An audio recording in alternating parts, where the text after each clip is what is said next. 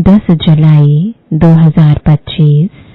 बाबा के महावाक्य है, मीठे बच्चे, देह अभिमान छोड़ देही अभिमानी बनो। देही अभिमानियों को ही ईश्वरीय संप्रदाय कहा जाता है। प्रश्न है, तुम बच्चे अभी जो सत्संग करते हो यह दूसरे सत्संगों से निराला है, कैसे? उत्तर है, यही एक सत्संग है जिसमें तुम आत्मा और परमात्मा का ज्ञान सुनते हो। यहाँ पढ़ाई होती है, एम ऑब्जेक्ट भी सामने है। दूसरे सत्संगों में न पढ़ाई होती न कोई एम ऑब्जेक्ट है। ओम शांति। रूहानी बच्चों प्रति रूहानी बाप समझा रहे हैं, रूहानी बच्चे सुन रहे हैं। पहले पहले बाप समझाते हैं, जब भी बैठो तो अपने को आत्मा समझ कर बैठो, देह न समझो। देह अभिमानी को आसुरी संप्रदाय कहा जाता है। देही अभिमानियों को ईश्वरीय संप्रदाय कहा जाता है। ईश्वर को देह है नहीं, वह सदैव आत्म अभिमानी है।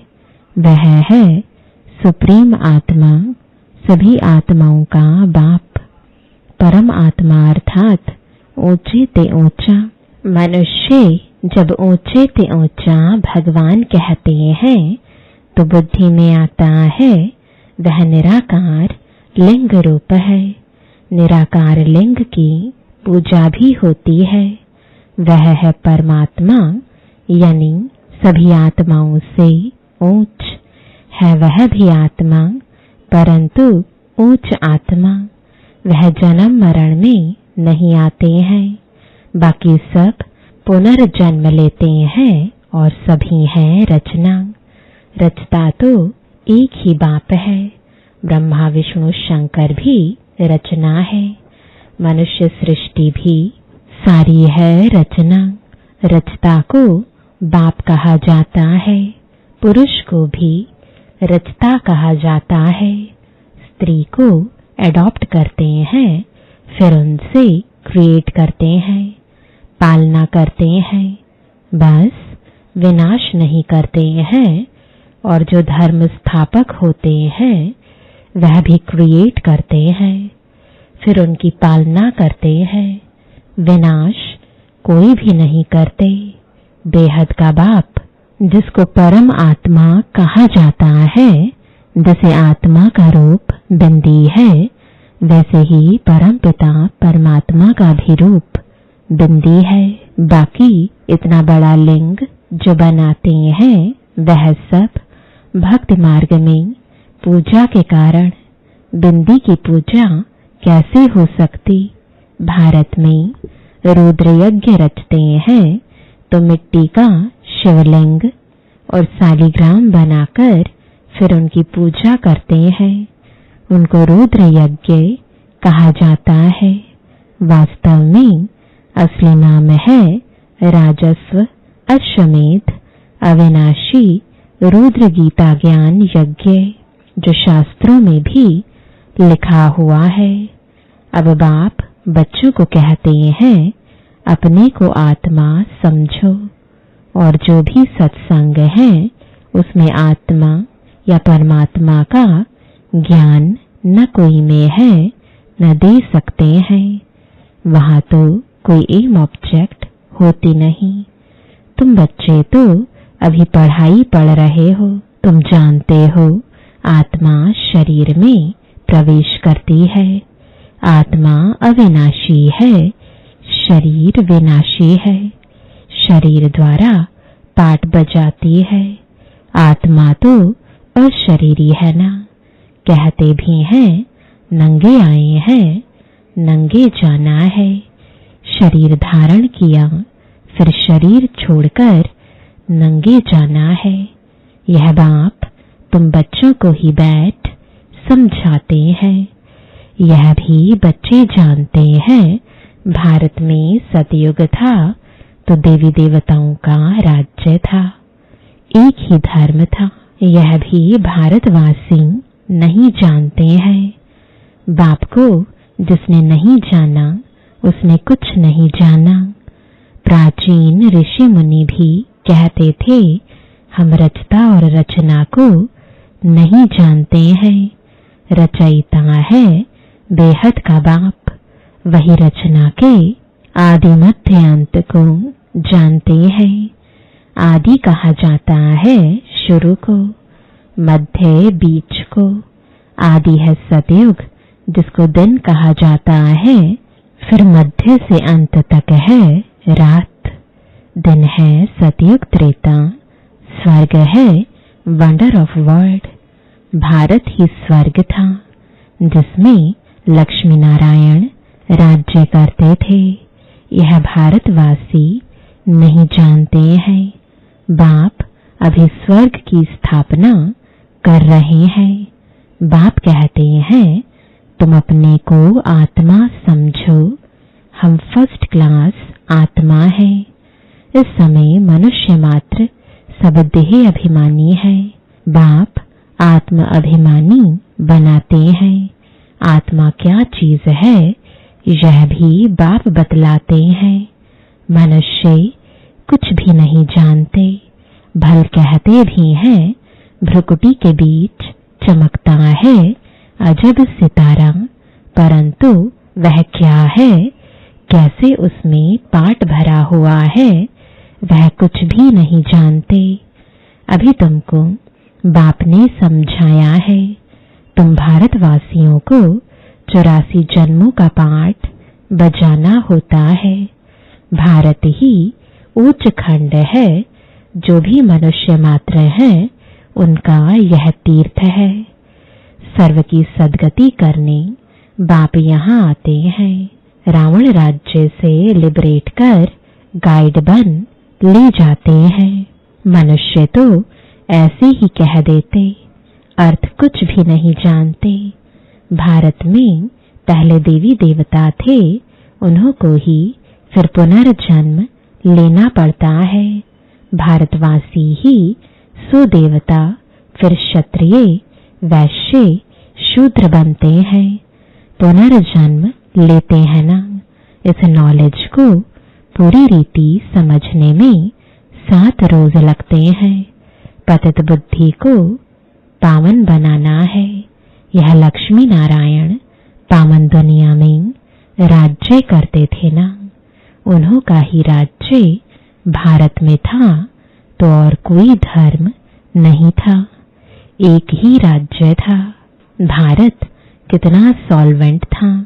हीरे जवाहरों के महल थे, फिर रावण राज्य में पुजारी बने हैं, फिर भक्ति मार्ग में यह मंदिर आदि बनाए हैं। सोमनाथ का मंदिर था ना, एक मंदिर तो नहीं होगा। यहाँ भी शिव के मंदिर में इतने तो हीरे जवाहर थे जो मोहम्मद गजनवी ऊंट भर कर ले गए। इतने माल थे, ऊंट तो क्या कोई लाखों ऊंट ले आए तो भी भर ना सके। सतयुग में सोने हीरे जवाहरों के तो अनेक महल थे। मोहम्मद गजनवी तो अभी आया है। द्वापर में भी कितने महल आदि होते हैं, वह फिर अर्थक्वेक में अंदर चले जाते हैं। रावण की कोई सोने की लंका होती नहीं है। रावण राज्य में तो भारत का यह हाल हो जाता है। 100% इररिलीजियस, अनराइटियस, इंसॉल्वेंट, पतित, विशियस। नई दुनिया को कहा जाता है वाइसलेस। भारत शिवालय था जिसको वंडर ऑफ वर्ल्ड कहा जाता है। बहुत थोड़े मनुष्य थे, अभी तो करोड़ों मनुष्य हैं। विचार करना चाहिए ना। अभी तुम बच्चों के लिए यह पुरुषोत्तम संगम युग है, जबकि बाप तुमको पुरुषोत्तम पारस बुद्धि बना रहे हैं। बाप मनुष्य से देवता बनने की तुम्हें सुमत देते हैं। बाप की मत के लिए ही गाया जाता है तुमरी गतमत न्यारी। इसका भी अर्थ कोई नहीं जानते। बाप समझाते हैं मैं ऐसी श्रेष्ठ मत देता हूँ जो तुम देवता बन जाते हो। अब कलयुग पूरा होता है, पुरानी दुनिया का विनाश सामने खड़ा है। मनुष्य बिल्कुल ही घोर अंधियारे में कुंभकर्ण की नींद में सोए पड़े हैं, क्योंकि कहते हैं शास्त्रों में लिखा है कलयुग तो अभी बच्चा है। 40,000 वर्ष पड़े हैं। 84 लाख योनियां समझने के कारण कल्प की आयु भी लंबी चौड़ी कर दी है। वास्तव में है 5,000 वर्ष। बाप समझाते हैं तुम 84 जन्म लेते हो, न कि 84 लाख। बेहद का बाप तो इन सभी शास्त्रों आदि को जानते हैं। तब तो कहते हैं यह सब हैं भक्ति मार्ग के, जो आधा कल्प चलते हैं। इससे कोई मुझे नहीं मिलते। यह भी विचार करने की बात है कि अगर कल्प की आयु लाखों वर्ष दें, फिर तो संख्या बहुत होनी चाहिए, जबकि क्रिश्चियन की संख्या 2000 वर्ष में इतनी हुई है।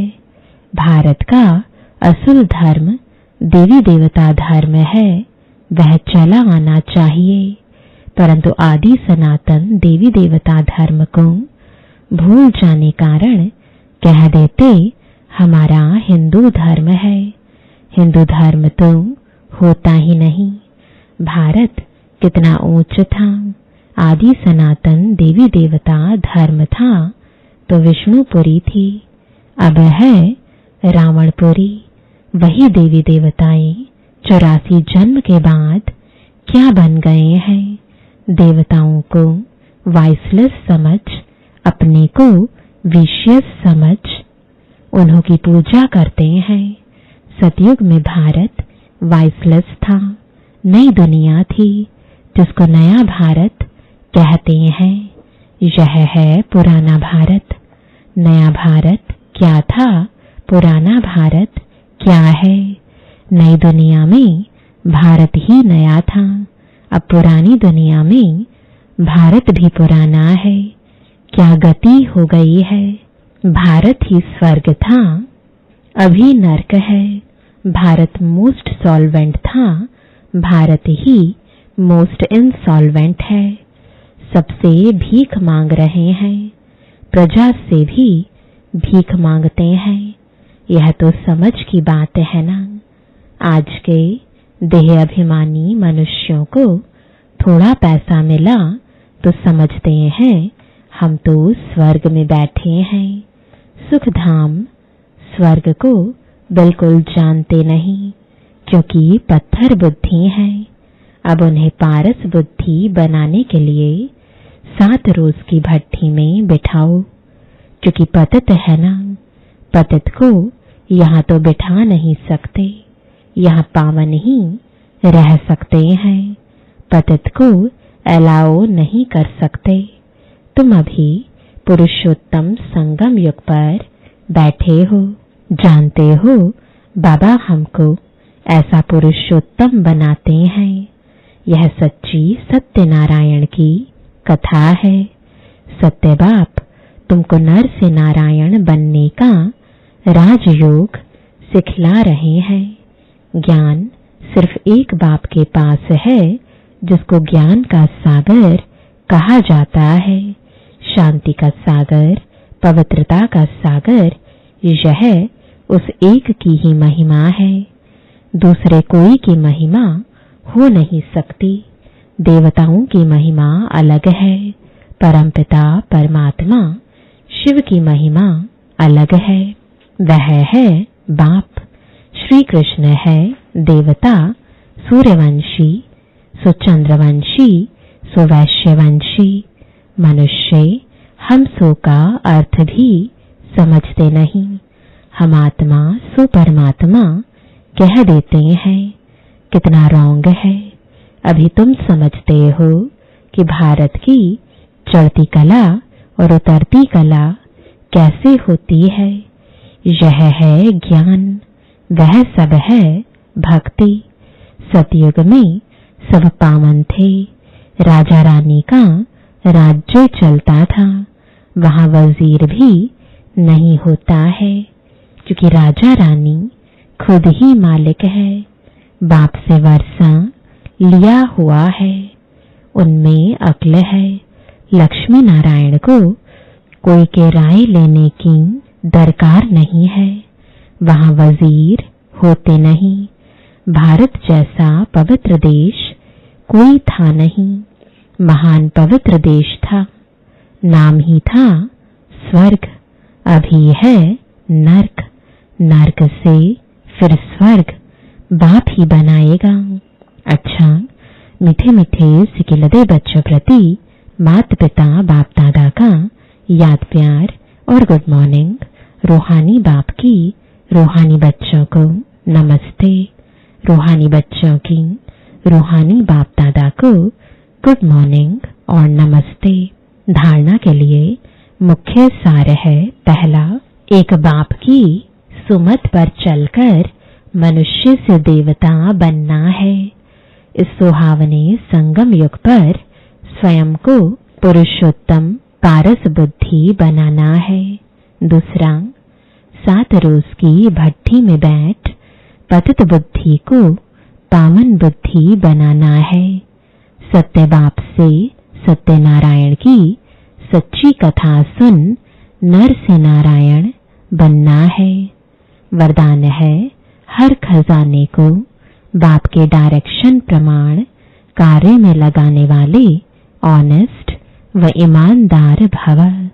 ऑनेस्ट अर्थात ईमानदार उसे कहा जाता है जो बाप के प्राप्त खजानों को बाप के डायरेक्शन बिना किसी भी कार्य में नहीं लगाए। अगर समय, वाणी, कर्म, श्वास व संकल्प परमत या संग दोष में व्यर्थ तरफ गवाते हो, स्वचिंतन के बजाय पर चिंतन करते हो, स्वमान के बजाय किसी भी प्रकार के अभिमान में आते हो, श्रीमत के बदले मनमत के आधार पर चलते हो, तो ऑनेस्ट नहीं कहेंगे। यह सब खजाने विश्व कल्याण के लिए मिले हैं, तो उसी में ही लगाना। यही है ऑनेस्ट बनना। स्लोगन है, ऑपोजिशन माया से करनी है, दैवी परिवार से नहीं। आज का अव्यक्त इशारा, संकल्पों की शक्ति जमा कर श्रेष्ठ सेवा के निमित्त बनो। सभी आत्माएं एक ही बेहद का परिवार है। अपने परिवार की कोई भी आत्मा वरदान से वंचित न रह जाए, ऐसे उमंग उत्साह का श्रेष्ठ संकल्प दिल में सदा रहे। अपनी प्रवृत्तियों में ही बिजी नहीं रहना। बेहद की स्टेज पर स्थित हो बेहद की आत्माओं की सेवा का श्रेष्ठ संकल्प करो। यही सफलता का सहज साधन है। ओम शांति।